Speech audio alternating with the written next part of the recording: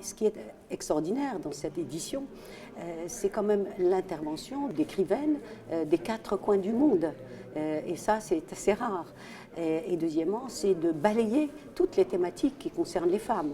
Donc nous avons des tables rondes qui parlent aussi bien du passé et de l'histoire, notamment dans cette ville de Jeanne d'Arc, c'est quand même important, que celles qui, à présent, souffrent et continuent à souffrir du simple fait d'être des femmes.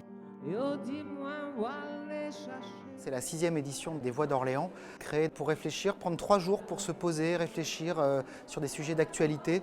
Parfois, les mots doivent prendre le temps d'émerger. Il nous a semblé cette année, en donnant une carte blanche au Parlement des écrivaines francophones, qu'on ajoutait encore un supplément d'âme aux Voix d'Orléans par une forme de polyphonie francophone. C'est pour ça que j'ai souhaité qu'on puisse aller à la médiathèque, à la salle de l'Institut, au musée des Beaux-Arts, au Fonds régional d'art contemporain, autant de lieux où les Orléanais aiment à se rencontrer, à passer du temps, et autant de lieux où ils peuvent aussi rencontrer les Voix d'Orléans.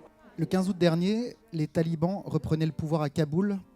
Première victime de ce retour, les femmes.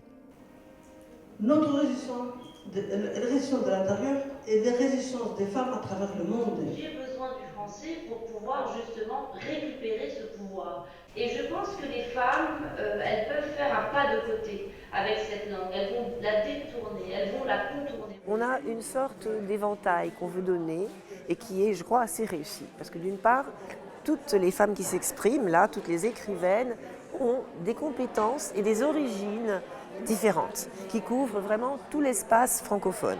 L'idée quand même pour le Parlement, c'est d'ausculter le monde en permanence et de ne pas perdre les acquis et de continuer à avancer sur un chemin qui parle de la libération de la femme, de l'égalité, de faire humanité. C'est-à-dire qu'il n'y a pas cette claudication permanente, à savoir le masculin et le féminin. L'idée, c'est d'arriver à marcher sur nos 2 jambes, à ce que l'humanité soit debout.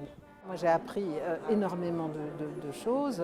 J'ai surtout eu le bonheur d'entendre et de me mettre en phase avec toutes ces femmes d'Afghanistan, d'Iran, de Tunisie, du Mali, du subsaharien. Toutes ces femmes-là qui ont finalement la même préoccupation. J'ai ressenti l'existence d'une sororité. Et ça, c'est quelque chose qui me donne beaucoup d'espoir pour l'avenir du monde. Moi, je crois que notre force, c'est que justement, nous sommes des voix et on est toutes ensemble. Alors, c'est vrai que là, ouais, je dirais, on est assez dangereuse là. Mesdames et messieurs, l'audience est ouverte, vous pouvez vous asseoir. Pourquoi faut-il se méfier des écrivaines ? Parce qu'elles ont été empêchées pendant si longtemps qu'elles ne savent plus se fixer de limites. Elles présentent donc un danger pour elles et pour toutes les autres femmes.